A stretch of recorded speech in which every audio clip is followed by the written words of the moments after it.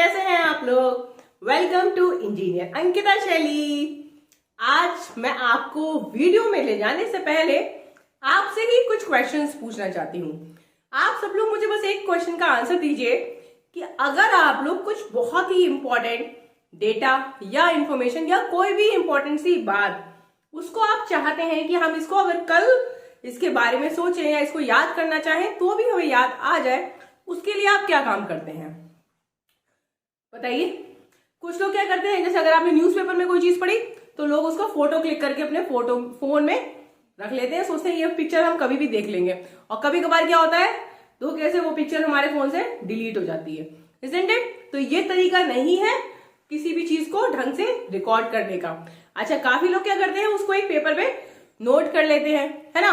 Students जैसा अगर अपनी पढ़ाई करते हैं तो पढ़ाई करने के दौरान अगर आप चाहते हैं कि अपने कॉन्सेप्ट्स को ढंग से आप लोग याद रखें या बाय हार्ट हो पाए, वो कॉन्सेप्ट आपको अच्छे से समझ आ जाए, तो बहुत सारे जो अच्छे स्टूडेंट्स होते हैं वो नोट्स मेंटेन करते हैं और अपनी कॉपी में प्रॉपर हर टॉपिक के नोट्स बनाते हैं और एग्जाम में उन नोट्स से ही रिवाइज करते हैं।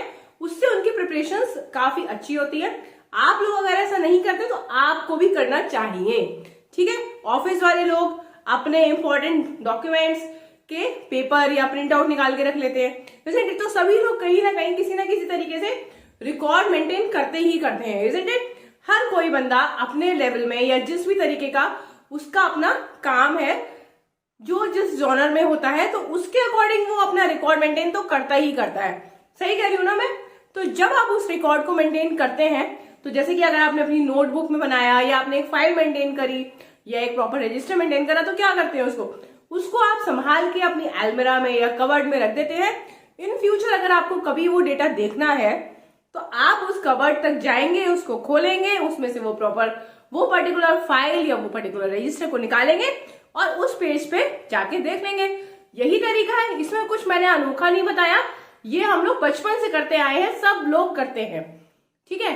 तो आज का जो मेरा वीडियो है, आज का जो मेरा टॉपिक है, वो है कंप्यूटर मेमोरी के ऊपर। कंप्यूटर मेमोरी तो हम सभी जानते हैं कि कंप्यूटर में मेमोरी होती है डेटा को स्टोर करने के लिए। जितनी भी सारी चीजें कंप्यूटर में है वो सबकी सब जाके इसकी मेमोरी में स्टोर होती हैं। पर इसी के साथ हम ये भी जानते हैं कि इसकी एक्सटर्नल मेमोरी होती है, इंटरनल मेमोरी होती है। तो क्या है ये सारी चीज, और अभी जो मैंने आपको पूरा एक सिचुएशन सा बताया कि हम लोग सारा कुछ डेटा मेंटेन करते हैं, तो उसको मैं आपको रिलेट करके बताऊंगी कैसे कंप्यूटर भी हम लोग के जैसा ही बिहेव करता है और जैसे हम लोग डेटा को सेव करने के लिए मेहनत करते हैं, वैसे ही कंप्यूटर भी काफी मेहनत करता है, जिससे कि उसकी स्पीड अच्छी बनी रहे और वो सेकंड्स में आपको डेटा रिट्रीव करके दे दे, ठीक है। तो आज का वीडियो है कंप्यूटर मेमोरी के ऊपर। लेकिन वीडियो में आगे बढ़ने से पहले आप सबसे एक मेरी रिक्वेस्ट है कि अगर आप लोग मेरे इस चैनल पे फर्स्ट टाइम आए हैं तो please subscribe to my channel so that computer के आगे आने वाले इंपॉर्टेंट वीडियोस आप लोग मिस ना करें। What is computer memory? Computer memory is used to store data and instructions. Computer की जो मेमोरी है वो डेटा और इंस्ट्रक्शंस, कंप्यूटर की बात कर रहे हैं तो कंप्यूटर में जो भी डेटा है, कोई भी फोटो, कोई भी वीडियो, कोई भी ऑडियो, कुछ भी, कोई भी फाइल, कोई भी रिकॉर्ड बन जाता है उसका डेटा। और इंस्ट्रक्शंस मतलब जो हम लोग क्लिक करते हैं कमांड, ठीक है, या हम लोग जो भी टाइपिंग करते हैं वो सारी कमांड होती है या उसे इंस्ट्रक्शंस कह सकते हैं।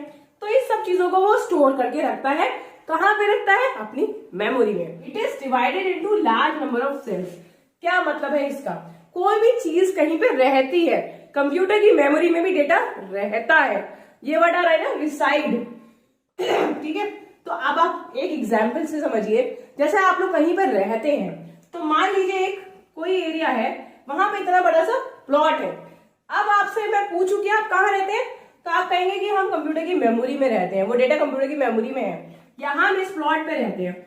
तो आप इस प्लॉट पे, इतना बड़ा प्लॉट है, इसमें यहाँ तो छोटा सा दिख रहा है, रियल में काफी बड़ा सा प्लॉट है, तो कहाँ रहते हैं उस पे एग्जैक्टली?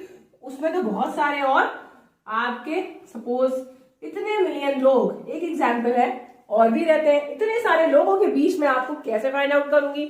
तब आप मुझसे कहेंगे कि इसमें जो है कॉलोनीज बनी हुई है और उस कॉलोनीज में से एक पर्टिकुलर कॉलोनी आप उस पर्टिकुलर कॉलोनी का मुझे नाम बताएंगे, इस कॉलोनी के हाउस नंबर इसमें मैं रहता हूं। तो आप मुझ तक अगर पहुंचना चाहते हैं या मुझे कोई लेटर भेजना चाहते हैं या आप आना चाहते हैं तो आपको ये पर्टिकुलर कॉलोनी में आना पड़ेगा और इस पर्टिकुलर घर पे आना पड़ेगा, तभी आप मुझे लोकेट या आइडेंटिफाई या फाइंड कर सकते हैं। सेम कंप्यूटर की मेमोरी में भी होता है। मेमोरी एक तरीके की हार्डवेयर है, ठीक है। मेमोरी जो है वो कलेक्शन ऑफ रजिस्टर्स होता है जो एक हार्डवेयर की चीज है। सेमीकंडक्टर का इस्तेमाल करके कंप्यूटर की मेमोरी बनाई जाती है हार्डवेयर के फॉर्म में।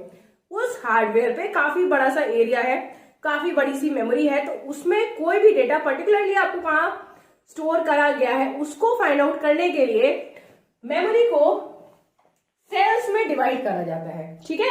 जैसे ये हमने ब्लॉक्स बना दिए, इसी टाइप से मेमोरी में भी काफी सारे लार्ज नंबर ऑफ सेल्स होते हैं और हर सेल का कोई पर्टिकुलर एड्रेस होता है। वो एड्रेस यूनिक एड्रेस होता है। जैसे हमारे घर का एड्रेस भी यूनिक होगा, हमारी कॉलोनी का नाम अगर कहीं और से मैच होता है तो हाउस नंबर डिफरेंट हो जाएगा। कुछ ना कुछ हमारे एड्रेस में ऐसा जरूर होता है जिसको हम जैसे कहते हैं ना लैंडमार्क भी होता है, कुछ ना कुछ डिफरेंट होता ही है। जैसे हमारे पास पिन नंबर भी होता है।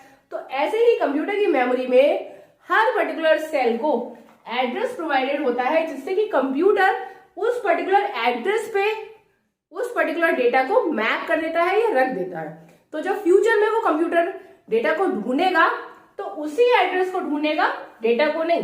पहले वो इस एड्रेस को ढूंढेगा, इस एड्रेस पे पहुंचने के बाद डेटा उठा के आपको रिजल्ट्स में शो कर देगा, ठीक है।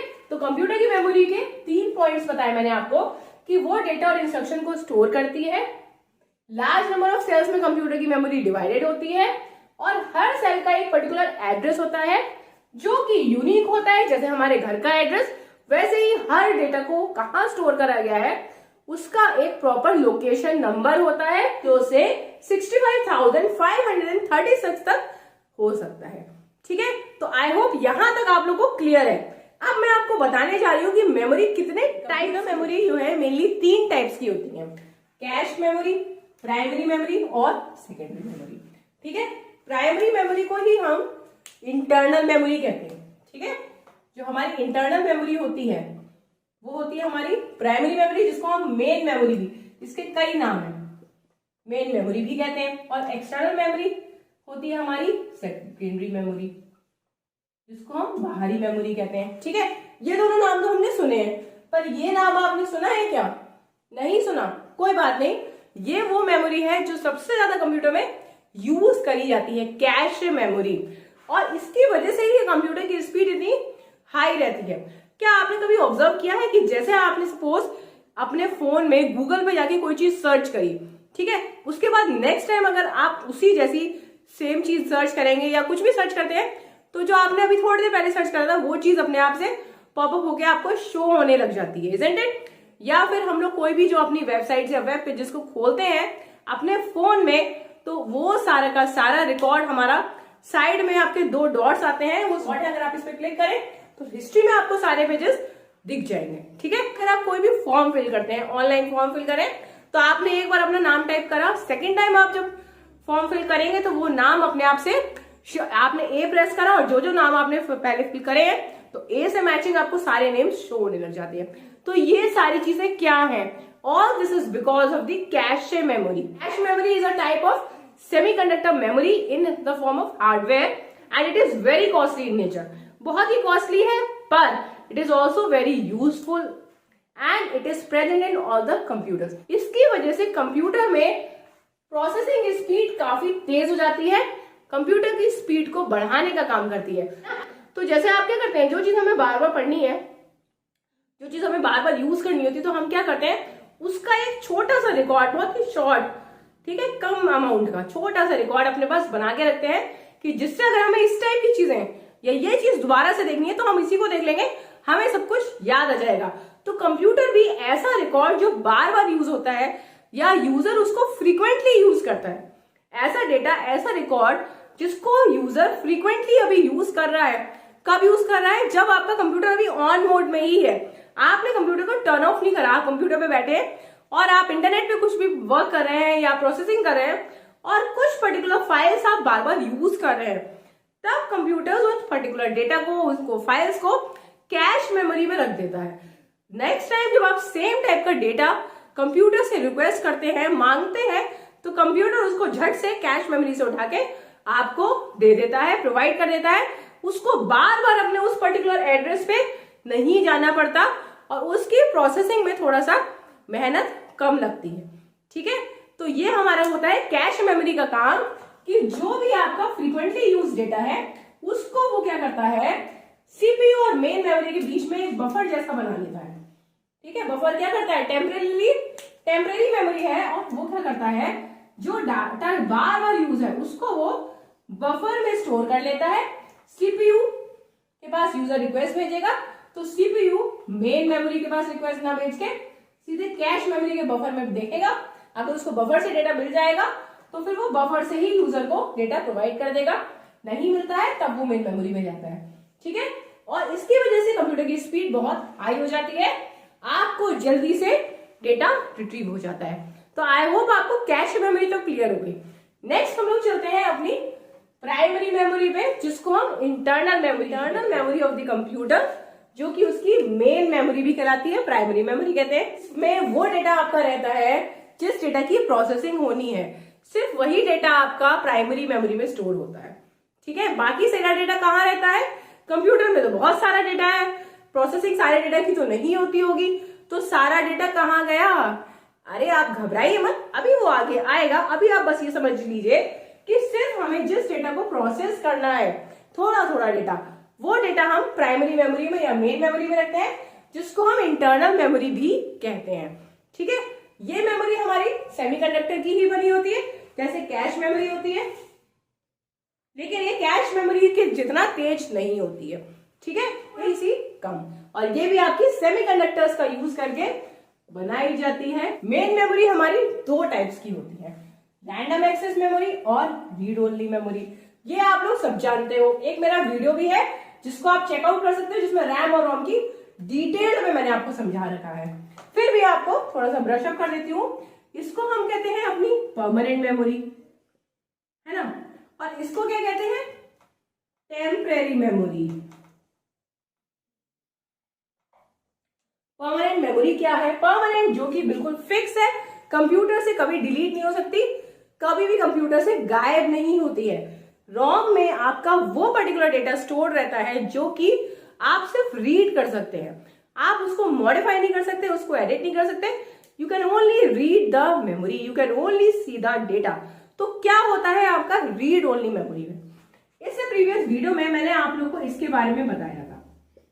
अगर आप लोगों ने मेरा वो वीडियो नहीं देखा है तो प्लीज आप मेरे प्रीवियस वीडियो को चेकआउट करिए। हमारे कंप्यूटर में जितने भी hardware system, hardware peripherals connected हैं, सारे के सारे पेरिफेरल्स की प्रॉपर फाइल्स बनी हुई हैं, प्रॉपर प्रोग्राम्स बने हैं, जिसकी वजह से हमारा कीबोर्ड, माउस, हमारा प्रिंटर, हमारे स्पीकर्स कंप्यूटर के साथ कोऑर्डिनेट होके वर्क करते हैं। तो हर एक पेरिफेरल डिवाइस उस प्रोग्राम की वजह से वर्क करता है। वो सारे के सारे प्रोग्राम्स उसके बायोस में स्टोर्ड होते हैं, जिसको हम कहते हैं बेसिक इनपुट आउटपुट सिस्टम।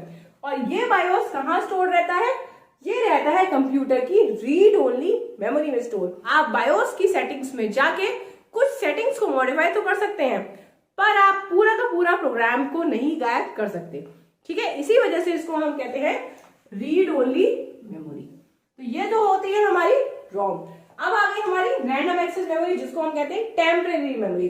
तो देखिए, आप सपोज कोई भी डेटा आप देख रहे हैं, या सपोज आपने कोई डॉक्यूमेंट बनाया, आपने कुछ टाइपिंग करी, ठीक है, अभी आप जब टाइपिंग कर रहे हैं एमएस वर्ड में, या आप पेंट कर रहे हैं एमएस पेंट में, या आप कुछ भी काम कर रहे हैं, सपोज आपने कंप्यूटर में यूट्यूब पे कोई वीडियो प्ले करा, आप मेरा ही वीडियो देख रहे हैं अपने फोन में या कंप्यूटर में, और आपने उसको नॉर्मली प्ले चलने दिया, तो जब वो प्ले होता है, कोई भी डेटा आपको स्क्रीन पे शो होता है, तो वो जो चीज आती है वो लोड होने के लिए, स्क्रीन पे डिस्प्ले आने के लिए भी मेमोरी की कुछ स्पेस लेती है। ठीक है, मेमोरी की वो स्पेस जो वो लेती है, जिसकी वजह से हमें डिस्प्ले नजर आता है, उसको ही हम कहते हैं रैंडम एक्सेस मेमोरी, जो कि हमारा एक टेम्परेरी रिकॉर्ड होता है। जितनी देर कंप्यूटर ऑन होता है, डेटा आपका रैंडम एक्सेस मेमोरी में रहता है, आप रैंडम एक्सेस मेमोरी से ही डेटा को व्यू करते हो। अगर आप चाहते हो कि डेटा आपका फिक्स हो जाए, कंप्यूटर में गायब ना हो, तब आपको उसको सेव करना पड़ता है, और सेव करने के बाद जाता कहाँ है डेटा? वहीं जाता है जहां पे सारा डेटा जाता है, जो कि मैं आपको अभी आगे बताऊंगी। ठीक है, तो रैंडम एक्सेस मेमोरी में कंप्यूटर का वो पार्ट आता है जिसको हमें, अभी हम प्रोसेसिंग चल रही है, कंप्यूटर का डेटा देख रहे हैं, प्रोसेस कर रहे हैं कोई भी रिकॉर्ड, पर हमने उसको परमानेंटली सेव नहीं करा है। तो वो हमारा जब तक कंप्यूटर ऑन है, लाइट नहीं गई या हमारे कंप्यूटर एक्सीडेंटली स्विच ऑफ नहीं हुआ है, तब वो डेटा आपका रैंडम एक्सेस मेमोरी में रहेगा।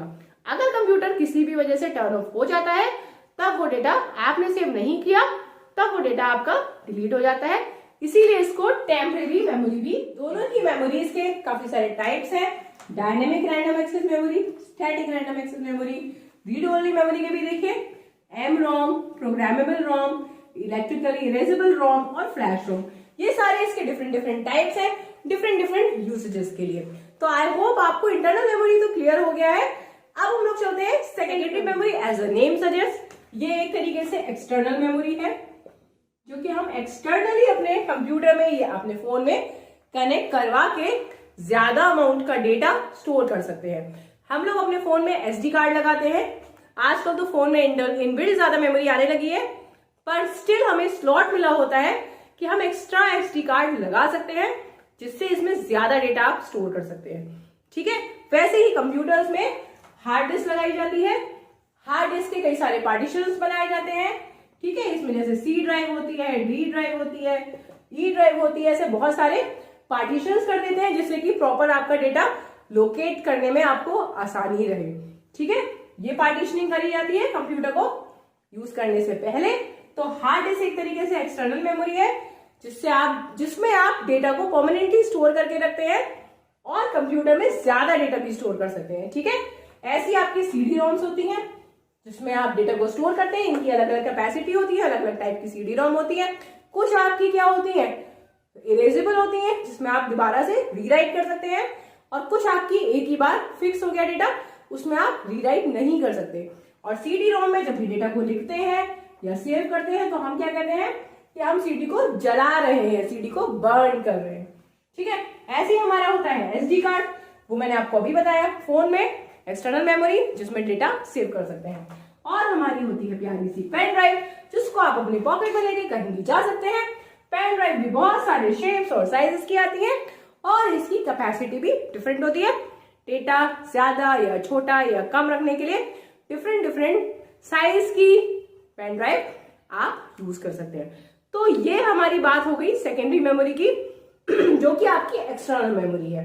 तो आई होप आपको यहां तक बातें क्लियर हो गई होंगी। चलते चलते मैं आपको एक बहुत ही इंपॉर्टेंट बात बताने जा रही हूँ।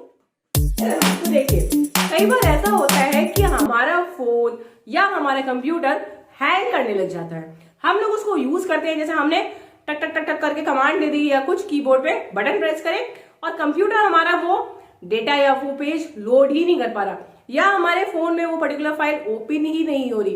तो क्या रीजन है इसका, बताइए। इसका रीजन है कि आपकी जो रैम है उसमें कुछ ना कुछ प्रॉब्लम है।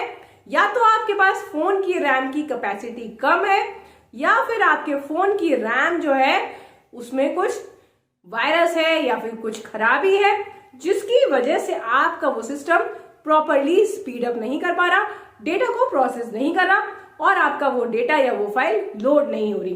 तो जब हम लोग अपना फोन खरीदें या आप लोग एक नया फोन खरीदने जाओ, तो सबसे ज्यादा इंपॉर्टेंट होता है कि आप उसकी रैम पे ध्यान दें।